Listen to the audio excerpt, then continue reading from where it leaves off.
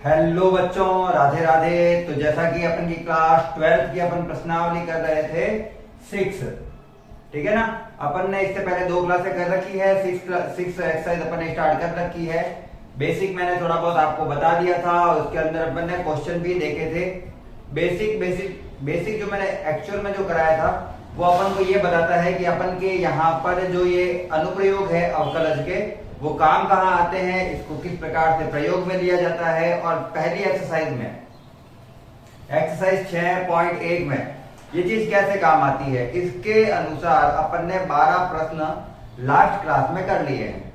जिसने नहीं देखे हैं वो प्लेलिस्ट से जाके देख सकता है। आपको एक एक क्वेश्चन समझ में आ जाएगा। मैं यहाँ पर एक सिंगल क्वेश्चन भी छोड़ता नहीं हूँ, सारे क्वेश्चन करा रहा हूँ। 12th के एंड तक सारे के सारे सिलेबस है वो क्लियर करवाऊंगा, एक एक क्वेश्चन सारे के सारे करवाऊंगा।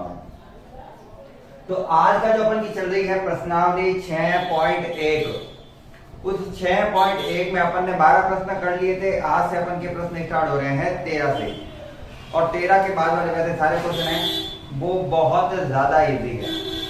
ऐसा एक भी नहीं लगेगा आपको कि ये तो क्वेश्चन मुझे समझ में ही नहीं आया। वैसे आगे वाले भी ऐसे नहीं है, लेकिन इसमें बहुत ज्यादा इजी क्वेश्चन आ गए हैं क्योंकि अपन को इक्वेशंस या फिर समीकरणें दे रखी है। तो क्वेश्चन स्टार्ट करते हैं, अच्छे से समझते हैं बिना टाइम को वेस्ट किए। प्रश्न नंबर 13 से मैं करता हूं प्रश्न का शुभारंभ। देखो प्रश्न क्या दिया हुआ है।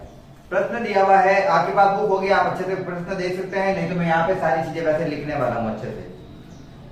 एक गुब्बारा जो सदैव गोलाकार रहता है, तो आकार अपन को पता चल गया गोल है। आकार कैसा है इसका? गोल है। का परिवर्तनशील व्यास 2/3 ब्रैकेट में 2x+1 है। x के सापेक्ष आयतन में परिवर्तन की दर ज्ञात कीजिए। अच्छे से समझना, ये एक गोला था, उस गोले का जो व्यास है, जो गोले का व्यास है वो परिवर्तनशील है। और मुझे दिया हुआ है उसका जो व्यास है वो है d। व्यास को d से लिखा जाता है, अगर आपको नहीं पता हो तो मैं लिख देता हूं। जो अपन को व्यास दिया हुआ है d डायमेंशन, वो दी है 3/2 ब्रैकेट 2x+1। ये मुझे दिया हुआ है, ठीक है। मुझे ज्ञात करना है आयतन में परिवर्तन की दर x के सापेक्ष। मुझे ज्ञात करना है आयतन में परिवर्तन की दर x के सापेक्ष। किसके रेस्पेक्ट में है ये? x के रेस्पेक्ट में है, x के सापेक्ष है। ये मुझे फाइंड करना है। और गोले का आयतन लगाएंगे तो आएगा 4/3 πr³। तो मुझे त्रिज्या चाहिए। त्रिज्या तो दी नहीं है, मुझे क्या दिया हुआ है? व्यास दिया हुआ है। तो पहले मैं त्रिज्या निकालता हूं। तो अपन को पता है त्रिज्या व्यास की क्या होती है? आधी होती है। त्रिज्या व्यास की क्या होती है? आधी होती है। तो मैं भी आधी कर देता हूं यहाँ पे। हाँ, तो मैंने इसको जब आधा किया तो आ गया 3/4। 2x+1 का 2x+1। अगर आपको नहीं समझ में आया है तो बता देता हूं। व्यास को त्रिज्या बनाने के लिए आधे से भाग देना, आधे से गुणा करना होता है या फिर 2 से भाग देना होता है। तो मैंने इसको जब 2 से गुणा करूंगा, 1/2 से गुणा करूंगा, तो 2 दूनी क्या हो जाएगा? 4। बस इतना सा था। तो त्रिज्या आ गई। अब मुझे क्या निकालना है? आयतन। अब मुझे आयतन में परिवर्तन की दर निकालनी है इसमें, लेकिन आयतन पता होना चाहिए। क्या पता होना चाहिए? आयतन। तो गोले का आयतन का सूत्र लगाते हैं। क्या सूत्र है गोले के आयतन का? v बराबर 4/3 πr³। 4/3 πr³। अब मुझे तो किसके रेस्पेक्ट में निकालना है? x के रेस्पेक्ट में निकालना है। तो r को x में चेंज कर दें। r का मान दिया हुआ है, वैल्यू पुट करो। v = 4/3 पाई का 4/3। r का क्यूब मतलब इन सब चीजों का क्यूब। 3 का क्यूब हो जाता है 27, 4 का क्यूब हो जाता है 64, और 2x+1 का तो आ जाएगा क्यूब। इसका तो क्यूब आ जाएगा, r का क्यूब है इसलिए। थोड़ा बहुत काटा छाटी करें तो 4 से 64 गया 16 बार में, 3 से 27 गया 9 बार में। तो आयतन कितना आ गया मेरे पास, आयतन कितना आ गया फाइनल, 9/16 पाई, ये वाला 9/16 पाई, और ये वैल्यू अपनी जगह पे ही है 2x+1 का क्यूब। अब इसका x के रेस्पेक्ट में क्या कर लेते हैं, अवकलन। क्या कर लेते हैं, अवकलन। इसका मतलब अवकलन ही तो होता है। तो क्या लिखेंगे, x के सापेक्ष अवकलन, x के सापेक्ष अवकलन। तो मैंने लिखा b का हो जाएगा dv/dx, जो कि अपन को पता ही है। 9/16 पाई का 9/16 पाई, ये भी अपन को पता है।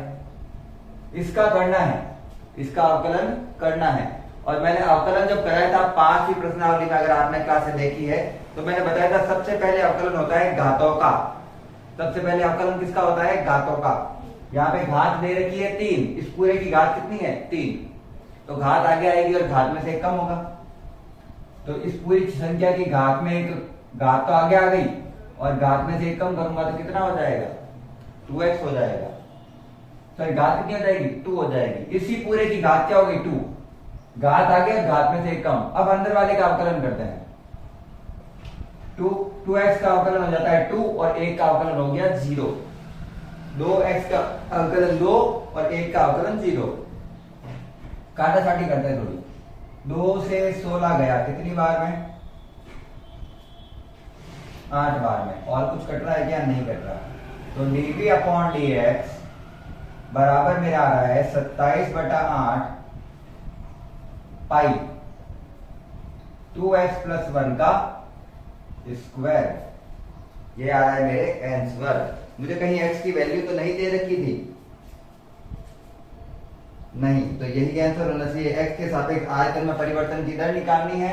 और एक बार मैं पीछे से चेक कर लेता हूं, एक्सरसाइज 6.1 का आंसर है 27/8 पाई 2x+1 की पावर 2। और यही तो अपन को क्या निकालना था, आंसर निकालना था।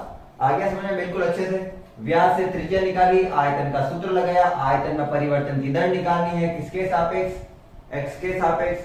मैंने यहाँ पे अवकलन किया, उत्तर आ गया। यहाँ पे आगे कोई भी वैल्यू पुट नहीं करनी है, यही अपन का क्या है, आंसर है। अगर मुझे x की वैल्यू दे रखी होती तो मैं पुट करता और क्या निकालता, आगे वाला आंसर। लेकिन अभी वाले के लिए यही है। क्वेश्चन बहुत इजी है, वापस बता रहा हूँ, क्वेश्चन सारे बहुत इजी हैं। क्या निकालना है, किसमें परिवर्तन की दर निकालनी है, किसके सापेक्ष निकालनी है, बस इतना पता होना चाहिए। छापिए, फिर मैं कराता हूं क्वेश्चन नंबर नेक्स्ट।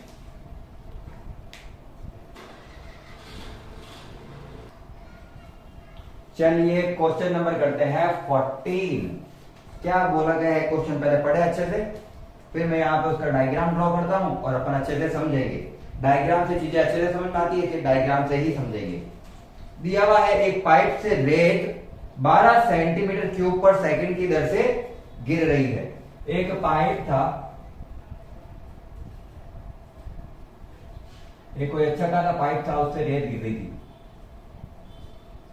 और जब रेत गिर रही थी तो वो जमीन के ऊपर बना रही थी एक शंकु।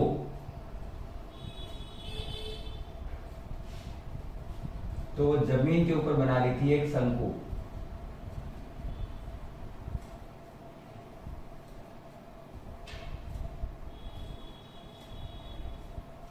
तो वो जमीन के ऊपर बना रही थी एक शंकु। गिरती रेत जमीन पर शंकु बनाती है जिसकी ऊंचाई, जिसकी हाइट, ये वाली ऊंचाई h सदैव आधार की त्रिज्या यानी इस त्रिज्या का छठा भाग रहती है। त्रिज्या को मैं स्मॉल r से लिख देता हूं क्योंकि त्रिज्या अपन स्मॉल से ही लिख रहे हैं ना।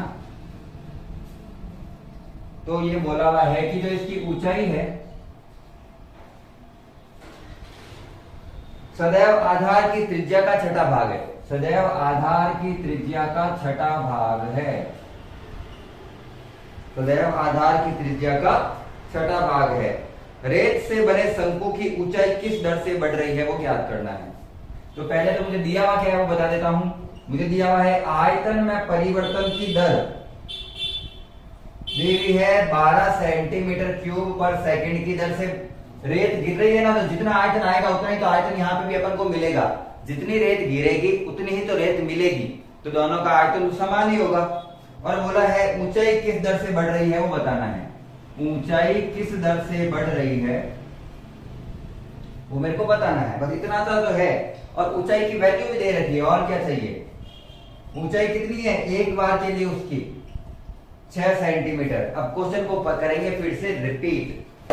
क्वेश्चन को क्या करेंगे फिर से रिपीट। एक पाइप था, उसके उसमें से रेत गिर रही है, और जितनी रेत गिरेगी वो सारी नीचे बिखर रही है। पूरी की पूरी नीचे क्या हो रही है, इकट्ठा हो रही है। मारवाड़ी में कहे तो बिखर रही है, ठीक है ना। तो वो इकट्ठा हो रही है नीचे। जब वो नीचे इकट्ठा हो रही है तो अपन देखते भी है वो शंकु के आकार का एक पूरा का पूरा शेप बनाती है, कौन के आकार का, ठीक है ना, कौन। उसकी ऊंचाई जो है ना वो इस टाइप से बन रहा है। एक्चुअली में मैंने डायग्राम बनाया वो थोड़ा सा अलग है, वो ऐसे बन रहा है, इस टाइप से बन रहा है। ये पीछे वाला भाग है। इसकी जो ऊंचाई है वो हमेशा त्रिज्या का छठा भाग रहती है। मतलब अगर ऊंचाई 1 सेंटीमीटर बढ़ेगी तो त्रिज्या 6 सेंटीमीटर बढ़ जाएगी। अगर ऊंचाई 1 सेंटीमीटर बढ़ेगी उस समय त्रिज्या कितनी बढ़ जाएगी, 6 सेंटीमीटर बढ़ जाएगी। ये बोल रहा है, तो मैंने लिख दिया ऊंचाई त्रिज्या का छठा भाग है। आयतन में परिवर्तन की दर दे रखी है 12 सेंटीमीटर क्यूब बटा सेकेंड। ऊंचाई में परिवर्तन की दर निकाल रही है, जबकि अपन ने जब इसको देखना स्टार्ट किया है, जब मेजरमेंट करना स्टार्ट किया है, उस समय उस शंकु की ऊंचाई कितनी थी, 4 सेंटीमीटर थी। जब मैंने ऑब्जर्वेशन करना स्टार्ट किया था उस समय उसकी ऊंचाई कितनी थी, 4 सेंटीमीटर थी। बदल रही है वो टाइम के साथ बदल रही है, लेकिन जब मैंने देखा था शुरुआत में उसकी ऊंचाई कितनी थी, 4 सेंटीमीटर। तो जब भी किसी की वैल्यू दे रखी होती है मतलब वो उसके इनिशियल पॉइंट में दे रखी होती है, प्रारंभिक बिंदु पर। और क्वेश्चन को समझना अच्छे से है। क्वेश्चन तो अपन मैथ्स वाले हैं, कोई भी कर लेते हैं, ठीक है ना। तो क्वेश्चन समझ में जब तक नहीं आता है उसका मतलब है क्वेश्चन करने का कोई मतलब नहीं है। चलिए, आयतन दिया हुआ है तो फॉर्मूला तो आयतन का ही लगेगा, मैंने पहले ही बता रखा है। जो चीज दे रखी है सूत्र उसी का ही लगेगा, या फिर जो चीज निकालनी है सूत्र उसी का ही लगेगा। निकालने वाले का तो कोई सूत्र है नहीं मेरे पास, दे रखा है उसका सूत्र है शंकु निकाल। डायग्राम किसका है, ये शंकु का। अपन भी बनाते हैं शंकु। तो शंकु का आयतन, शंकु का आयतन क्या होता है, V बराबर 1/3 पाई r स्क्वायर h। और अगर मैं ध्यान से देखूं तो मुझे आयतन में परिवर्तन की दर दे रखी है और ऊंचाई में परिवर्तन की दर निकालनी है। त्रिज्या का तो कोई काम ही नहीं है, तो त्रिज्या को तो फॉर्मूले में से हटाना पड़ेगा। तो यहां से मैं कह सकता हूं r बराबर है 6h। r को अगर इधर से गुणा करूंगा कितना हो गया ये, 6h। तो r को h में चेंज करने के लिए मैं फॉर्मूला पुट कर देता हूं 1/3 पाई, r की जगह आ गया 6h और स्क्वायर बट, और बात h पहले से है 1, तो इसका फाइनल फॉर्मूला है 1/3 पाई 6 छंगे 36 h क्यूब, h स्क्वायर और h क्या हो गया, h क्यूब। और 3 से जब 36 जाएगा तो आएगा 12 पाई h क्यूब। बस अब तो कुछ है ही नहीं। अब तो क्या करना है, ऊंचाई के सापेक्ष, सॉरी आयतन के समय के सापेक्ष क्या करना है, इसका अवकलन करना है। t के सापेक्ष क्या करना है अपन को, अवकलन।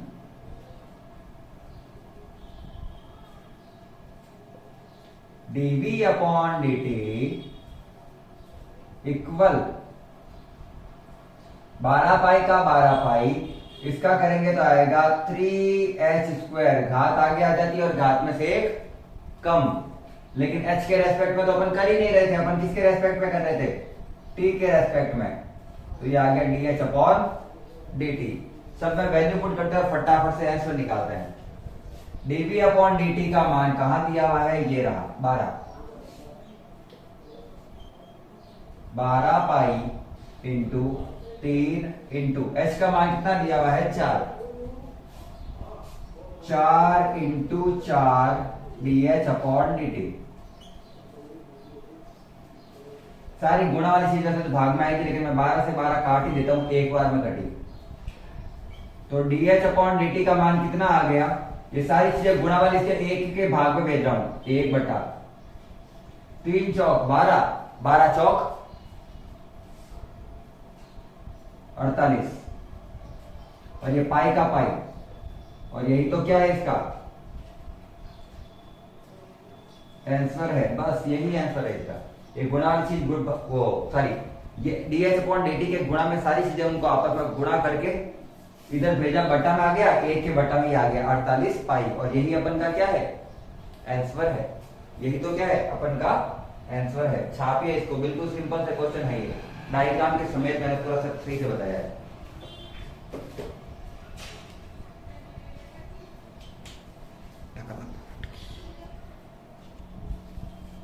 अब है अपन का क्वेश्चन नंबर 15। क्वेश्चन नंबर 15 बहुत इजी है, सीधा सा समीकरण दे रखी है, अवकलन करना है।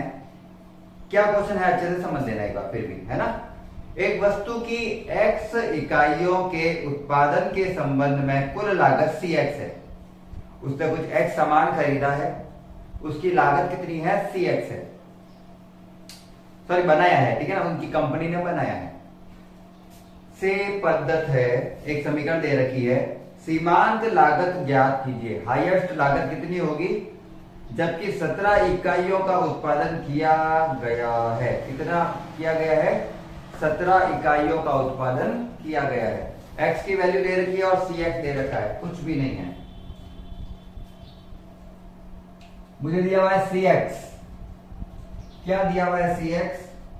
0.007x cube minus 0.003x square plus 15x plus 4000। ये मुझे एक समीकरण दे रखी है और कह रहा है इसकी लागत ये है, जबकि कितनी इकाइयों का उत्पादन करना है उसे? 17। उसको कितनी इकाइयों का उत्पादन करना है? 17, यानी x इक्वल कितना है? 17 है। x इक्वल कितना है? 17 है। तो बोला है कि x के सापेक्ष परिवर्तन की दर ज्ञात करनी है। x के सापेक्ष परिवर्तन की दर निकालनी है। तो मैं लिख देता हूं dcx अपॉन dt। दो मिनट बाद मैं मार्कर फिल कर लेता हूं, पूरा ही गया भाई। चलो अवकलन कर रहा हूं इसका बिना टाइम वेस्ट करे। इसका जब मैं अवकलन करूंगा तो मेरे पास आएगा 3x स्क्वायर। 3 को इससे सीधा गुणा करके अगर मैं लिखूं तो मेरे पास बनता है 0.021 x स्क्वायर। सीधा गुणा करके लिखूंगा मैं, ध्यान रखना। इसमें 2 आएगा आगे तो 2 3 से गुणा होकर हो जाएगा 6, 2 तिया 6x प्लस 15 हो जाएगा इसका। x का क्योंकि अवकलन 1 होता है और संख्याओं का अवकलन हो गया 0। तो वैल्यू पुट कर दो x की जगह 0.012 x स्क्वायर। x की वैल्यू ये रही, 17 का स्क्वायर होता है 289। मेरे हिसाब से यही है, मेरे हिसाब से यही होना चाहिए। माइनस 0.006 इंटू एक्स की वैल्यू है 17 प्लस 15, गुणा करके आंसर निकालना है। बस ऐसे ही क्वेश्चन थे, सिंपल है। 21 को इससे गुणा करेंगे तो क्या आएगा?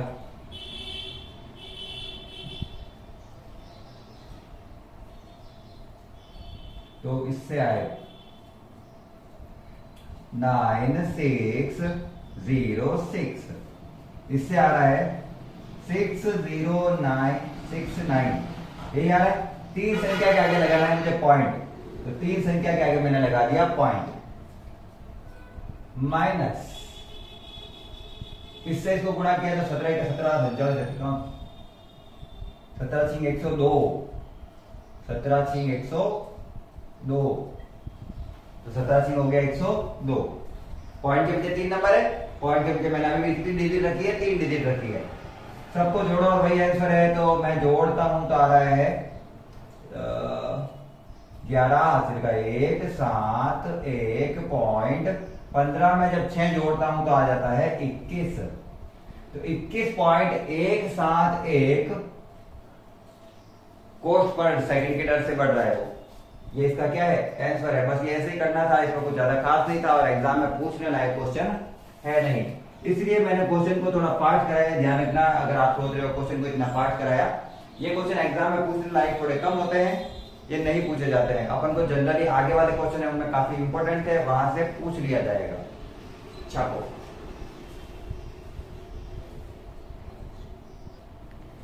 सॉरी यहाँ पे माइनस है, ये तो मैंने देखा ही नहीं। यहाँ पे क्या था माइनस था, एक बार वापस माइनस कर रहा हूं मैं। 9 में से 2 गए तो 7, 6 में से 0 गए तो 6, यहाँ पे आ गया मेरे पास 9.5। इसमें ये जोड़ना है, बीच में माइनस था, ध्यान रखना। मैंने देखा अचानक से ये क्या हो गया, माइनस था यहाँ पे, तो ये है इसका आंसर। इसको करना क्लिक, इसको करना स्क्रीनशॉट। इसका नेक्स्ट क्वेश्चन सेम है, तो मैं यहाँ पे आपको उसी का यहाँ पर ही करके बता देता हूँ, क्योंकि मेरी आदत है मैं सारे के सारे क्वेश्चन करवाता हूँ यहाँ पे। क्योंकि कोई बच्चा अगर कैलकुलेशन नहीं निकलेगी तो वो मेरे यहाँ से अच्छे से देख लेगा। बाकी आप अगर ये वाला क्वेश्चन समझ में आ गया तो मैं चाहता हूँ कि आप ये वाला क्वेश्चन स्किप ही कर दें, क्योंकि ये और ये नेक्स्ट क्वेश्चन है वो सेम है। अपन को दिया हुआ है कि किसी उत्पाद की x इकाइयों का विक्रय से प्राप्त आय, उसकी कॉस्ट थी और यहाँ पे आय है, दोनों लगभग सेम ही है। फॉर्मूला दिया हुआ है 13x² प्लस 26x प्लस 15 समीकरण के अनुसार है, ये उसके प्रोडक्ट के अनुसार इसकी वैल्यू है। बोला हुआ है इसकी सीमांत आय ज्ञात करो। सीमांत का मतलब होता है तो परिवर्तन की दर कितनी हो सकती है, अधिकतम, जबकि x की वैल्यू क्या है 7 है। x मुझे क्या दिया हुआ है 7 दिया हुआ है, सीधा 7 मत पुट कर देना, परिवर्तन ज्ञात करना है किसके रेस्पेक्ट में, x के रेस्पेक्ट में। तो सीधा अवकलन कर रहा हूं, ध्यान रखना, dr/dx, सीधा ही अवकलन कर रहा हूं क्योंकि वही क्वेश्चन है सेम टू सेम। 13 दूना 26x प्लस ये तो 26 ही हो गया, x का अवकलन 1 और 15 का अवकलन तो 0, संख्याओं का अवकलन 0। ओनली x की जगह 7 रख के उत्तर लाना है, तो 26 × 7 प्लस 26, तो 26 × 8 लिख सकता हूं क्या मैं इसको, दोनों में आया 26 कॉमन, ये 7 प्लस 1 कितना हो गया 8। तो वैसे करोगे तो भी आंसर आ जाएगा, गुणा करके फिर जोड़ोगे तो भी, मैं तो सॉर्ट कर रहा हूं थोड़ा। 8 से 48 का 8 हासिल का 4, 8 2 16 17 18 19 20, 208 की दर से उसका जो विक्रय मूल्य है वो परिवर्तनशील है, मतलब वो हाईएस्ट उनका परिवर्तन इतना हो सकता है 208। कुछ नहीं था क्वेश्चन में। क्वेश्चन नंबर 17 से वापस इंपॉर्टेंट है, दोनों ही एमसीक्यू इंपॉर्टेंट है, क्योंकि मैथ्स में एमसीक्यूज आते हैं, ध्यान रखना। और एमसीक्यूज में यहां से सीधे क्वेश्चन पूछे जाते हैं तो आपको याद होने चाहिए। हम जब पढ़ते थे तब तो हमको उत्तर तक याद होते थे कि इस क्वेश्चन का आंसर क्या आएगा, इसका ये आना चाहिए, साम दान दंड भेद करके उसका वो आंसर लाना है, इतना पता होता था हमको। वैसे तो हमको पूरा प्रोसेस ही पता होता था, लेकिन फिर भी मैं सिंपल सी चीज कहूं तो हमें ये सारी चीज पता होती थी कि इस क्वेश्चन का, इस बुक में इस क्वेश्चन का आंसर क्या आएगा, ये क्वेश्चन कहाँ पे लिखा हुआ है, कौन सी बुक में है, कौन से पेज तो नहीं पता होते थे, वैसे ऐसे तो ज्यादा बोल जाऊंगा मैं, लेकिन कौन सी एक्सरसाइज से आया हुआ है, कहाँ से आया हुआ है, ये ऑलमोस्ट सारी चीजें हमको पता होती थी। और जो इंपॉर्टेंट होते थे वो तो हमको क्वेश्चन के नंबर भी याद होते थे कि ये वाला क्वेश्चन नंबर है। चलिए, तो पढ़ना ऐसे ही पड़ता है, मैथ्स वालों को ऐसे ही पढ़ना होता है, तब तो जाकर आता है पढ़ने में मजा। तब तो अपन कोई भी क्वेश्चन देखेंगे और उठाएंगे और हो जाएगा वापस है, ठीक है। चलिए, क्वेश्चन क्या दिया अच्छे से पढ़े वापस। नेक्स्ट क्वेश्चन स्टार्ट हुआ है वापस सही से। एक वृत्त की त्रिज्या r 6 सेंटीमीटर है, कितनी है, कितनी है, r = 6 सेंटीमीटर। अभी के लिए जब मैंने उसको देखा हाँ, आर के सापेक्ष क्षेत्रफल में परिवर्तन की दर ज्ञात करनी है। आर के सापेक्ष क्षेत्रफल में परिवर्तन की दर ज्ञात करनी है। क्षेत्रफल को दो तरीके से लिखा जाता है, या तो ए से या फिर एस से। और चूंकि एमसीक्यू वाला क्वेश्चन है तो सीधा ही करेंगे। वृत्त का क्षेत्रफल क्या होता है? ए इक्वल पाई आर स्क्वायर। वृत्त का क्षेत्रफल पाई आर स्क्वायर। किसके सापेक्ष अवकलन करना है? आर के सापेक्ष। D A upon D R, यही तो बोला है, आर के सापेक्ष परिवर्तन याद करो। दो आगे आ गया तो हो गया 2 पाई आर। आर का अवकलन क्या होता है? 2r। 2r, पाई तो पाई लिखा है मैंने। आर कितना दिया हुआ है? आर कितना दिया हुआ है? 6 सेंटीमीटर दिया हुआ है क्या? 2 पाई इंटू 6 कितना हो गया? 12 पाई। यही तो अपन का क्या है? आंसर है। किसमें? मैं तो पूरा लिख रहा हूं, सेंटीमीटर स्क्वायर पर सेंटीमीटर में, सेंटीमीटर स्क्वायर पर सेंटीमीटर में। कोई इसको सेंटीमीटर से सेंटीमीटर काट मत देना। परिवर्तन वालों के जो यूनिट्स होती है, जो मात्रक होते हैं, उनको ऐसे ही लिखा जाता है। ठीक। और लास्ट क्वेश्चन है, फटाफट से एंड करें क्या? फटाफट से एंड करें। एक उत्पाद, फिर से उत्पाद वाला क्वेश्चन आ गया। एक उत्पाद की इकाई x इकाइयों का विक्रय से प्राप्त आय रुपयों में ये है।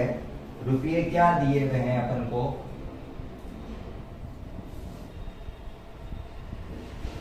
रेट ऑफ x दिया हुआ है 3x square plus 36x plus 5। x 15 है। एक टाइम में x की वैल्यू कितनी है? अभी 15 है। अभी तक उसकी एक चीज की है, अपन को सीमांत निकालनी है। अधिकतम आय कितनी हो सकती है? ये बिल्कुल वैसा ही है कि आप किसी स्कूल में पढ़ाने जा रहे हैं, आपकी कुछ पेमेंट है, आपको उतना मिलेगा पैसा। आप 50 साल तक ही आप काम कर सकते हैं, उसके बाद में आपको रिटायरमेंट दे दिया जाएगा। ठीक है, तो आप अधिकतम किस पेमेंट तक पहुंच सकते हैं अगर आपको परिवर्तन की दर सेम हो? जैसे हर साल मेरा 10% बढ़ेगा तो मेरी हाईएस्ट पेमेंट कितनी हो जाएगी? वही चीज है ये। तो इसका x के सापेक्ष अवकलन कर लेते हैं बिना टाइम को वेस्ट किए, क्योंकि अपन ऐसे दो क्वेश्चन अभी किए हैं। तो इसका हो जाएगा कितना? घात आएगी, आगे आएगी और घात में से एक कम। 36x का तो 36 हो गया और संख्याओं का अवकलन 0। तो 6 इंटू 15 प्लस 36, तो गुणा करता हूं तो 15 कम 15, 15 दूना 30, ऐसे आ गया मेरे पास 90। कितना आ गया मेरे पास? 90। 90 में 36 जोड़ते ही आ जाता है मेरे पास 126 रुपए पर सेकंड, सॉरी जो भी टाइम है, टाइम पीरियड के अकॉर्डिंग। तो ये आ गया अपन का आंसर और यही था अपन का लास्ट वाले का। एक बार चेक कर लेता हूं मैं, एक बार चेक कर लेता हूं। 126 बिल्कुल यही आंसर है। तो आज अपन ने कर लिए है 6.1 के सारे क्वेश्चन कंप्लीट। अगली क्लास में करेंगे 6.2, फिर 6.3, ऐसा अपन सारे एक्सरसाइज करने वाले हैं। अच्छे से सारी की सारी एक्सरसाइज को क्लियर करेंगे। इसलिए अभी तक जिसने चैनल को सब्सक्राइब नहीं किया है वो चैनल को सब्सक्राइब कर देना। वीडियो अच्छी लगी हो तो लाइक करके अपने दोस्तों को शेयर भी कर सकते हो। अपन 12th क्लास का पूरा सिलेबस बहुत ही अच्छे तरीके से करने वाले हैं। एक एक क्वेश्चन, एक एक पॉइंट अच्छे से समझने वाले हैं। जिसको क्लास अच्छी लगी है वो लाइक जरूर करें। क्लास को अंत तक देखने के लिए धन्यवाद। जय हिंद, जय भारत, राधे राधे।